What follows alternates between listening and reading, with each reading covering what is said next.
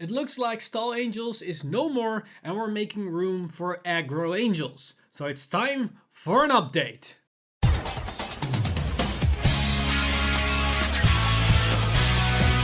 Stand up! Vanguard! Hey Cardfighters, welcome back to another Cardfight update, and once again it's Tuesday, so that means another live stream for Vanguard. And this time in the live stream we've got the last VR revealed today, and it's none other than Angel Feathers, and with it we got some extra Angel Feather cards revealed as well. However, we're using the word reveal very loosely here, as I believe 2 out of the 3 cards were already revealed to us, or at least leaked. And at least one card was new, but some people are saying that even that card was already leaked or revealed earlier in the last couple of days. So it could be very possible that none of these new Angel Feather cards are new to you. However, with these 3 cards together, we can see a more clear picture of what these new Angel Feather cards are going to do, or at least what the new Angel Feathers is going to do. Because first, when the VR was leaked, I was very disappointed, just like a lot of you guys out there as well. And that was very granted because the skill didn't really look up to snuff with the rest of the clan, or at least with the rest of the support in this set. But now with a little bit more cards revealed, we can see a lot better what this clan is going to do from this point onwards, and it starts to make clear. And I know a lot of people are still disappointed because it strays away from what Angel Feathers is familiar with or what we used to with the clan, but they're gonna do a lot more different things.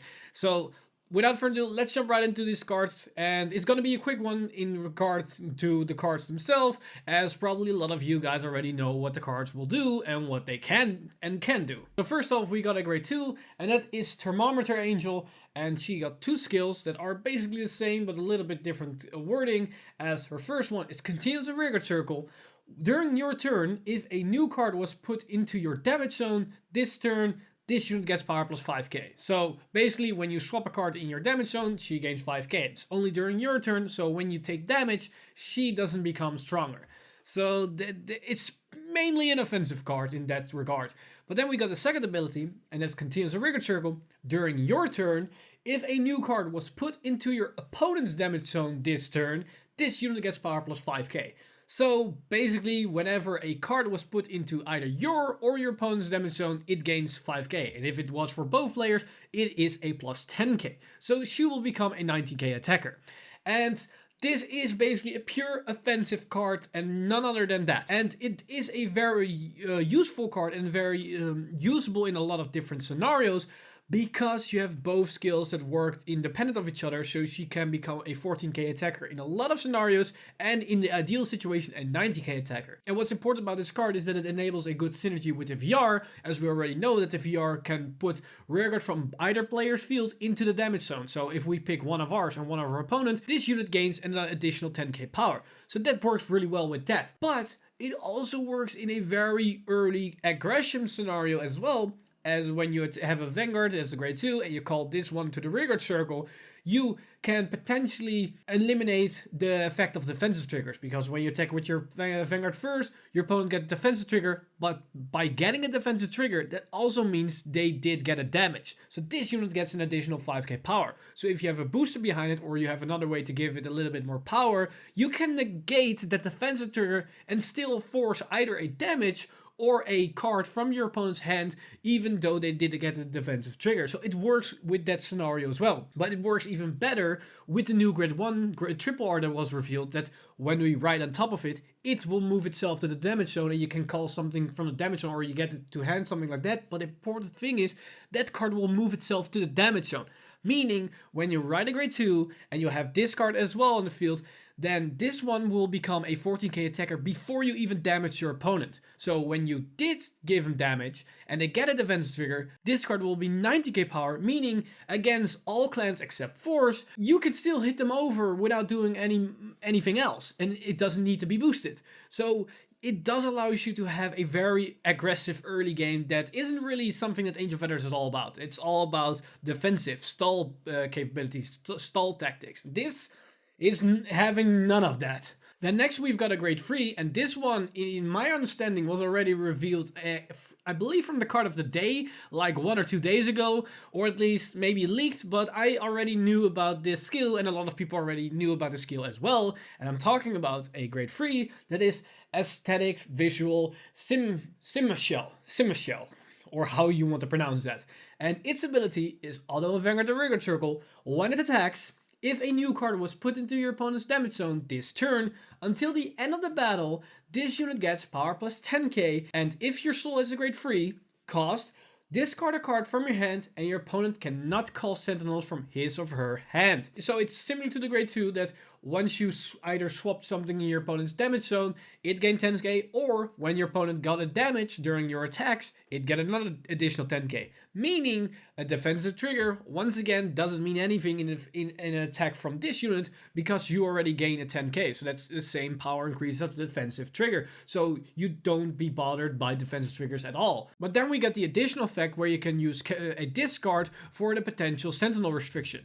And we do have other grade 1s and units that can give a little bit more power to their field, or needs to be a good decent booster that you can hit for higher numbers. And then the sentinel restrict will matter. And as we've seen with the way this cost is regarded, that we need to discard, it's showcase a very aggressive nature. It isn't about stalling. This deck is going to be a very aggressive, offensive centered Angel Feather deck. And I do think it's a pretty decent skill in its own regard as a good support option, as yes, it's weaker than Feather Palace, but Feather Palace need a lot more cost and setup to enable this. You need to be using Zero Heal to make Feather Palace all that useful, because otherwise it's a very, very late game card. And without Zero Heal for the extra superior right, getting those grade 3s to soul is probably impossible. And the hospital build and attack pattern is a more stall-centric focus, as you're gonna stall long enough that you can use your Feather Palace once, twice, maybe thrice, and this card is being used in a completely different build that's more about offensive, and gaining that 10k and using that discard for a potential sentinel restriction isn't really that bad for such an offensive play. Of course, we need to see and wait how good of other support cards that we're going to get with a more offensive centric plays. Are we going to get a lot more units that give more power to the field, or more better boosters, or that kind of stuff? We have to wait and see, because we do have still some high rarity cards left, and maybe we get some pretty awesome common or rare in mix as well. And lastly, we got the new VR, but we already talked about the Scarlet once it was leaked, so I'm gonna go over very quickly and briefly mention what it means with the other cards that already were revealed.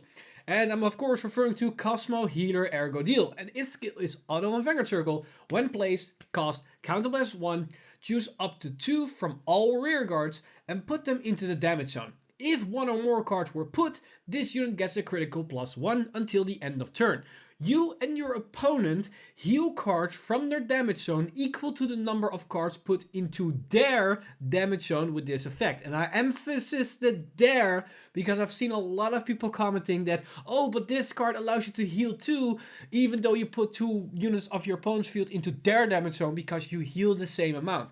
No, that's not how this card works. You're putting a number of rear guards in either player's unit's damage zone, and both those players only look at their own damage zone and check how many cards were put into the damage zone with this skill and only heal that amount. So if I put 2 into my damage zone, I heal 2, my opponent heals 0. If I did the other way around, my opponent heals 2 and I heal 0. The only way that both players heal is when I put 1 rearguard of either player into the damage zone, then both players heal only 1 damage. That's a very important thing to know about this skill, that there aren't really that, you cannot cheese heals out of this. It's, you're putting in and you're putting the same amount out of both players. It's just so you can enable cards like your grade 2, like the grade 3, and even the old support that we got with last year that works more about your own damage zone swapping. But this card also has a second ability, and that's Auto Vanguard Circle.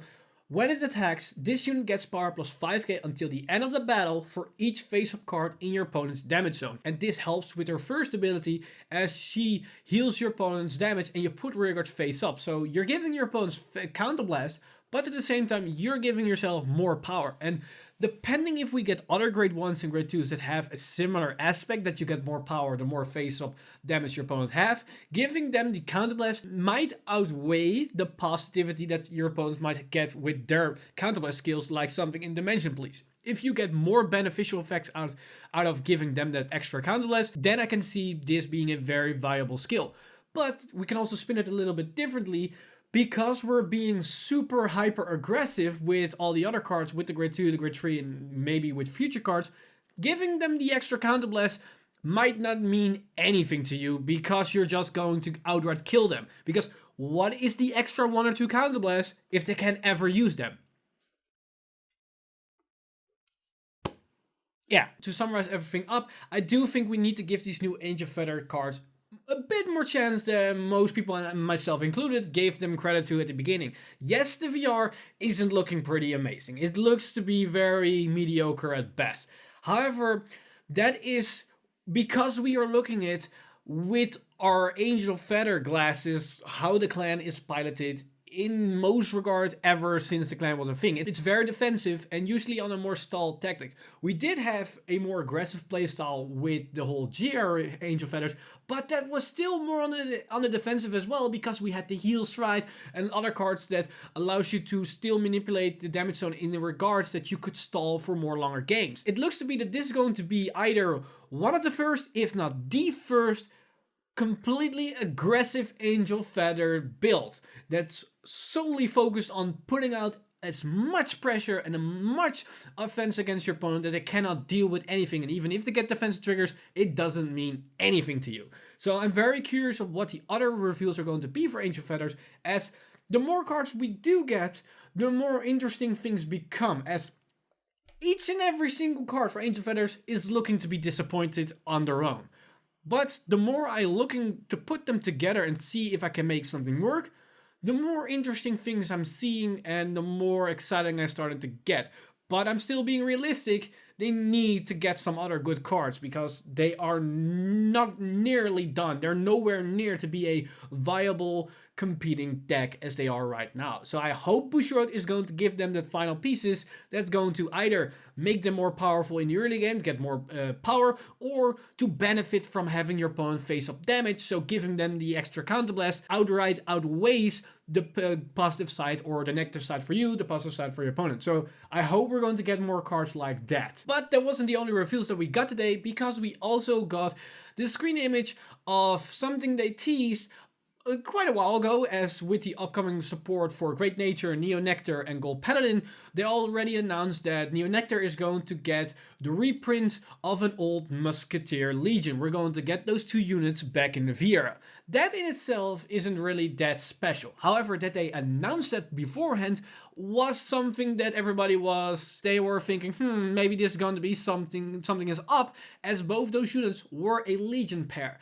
But we already have something like Neoflame and the Great. They did have some nice interaction in regards like Neoflame and the Great, that it could recall itself and they worked together, but nothing like a Legion. But then they revealed this image.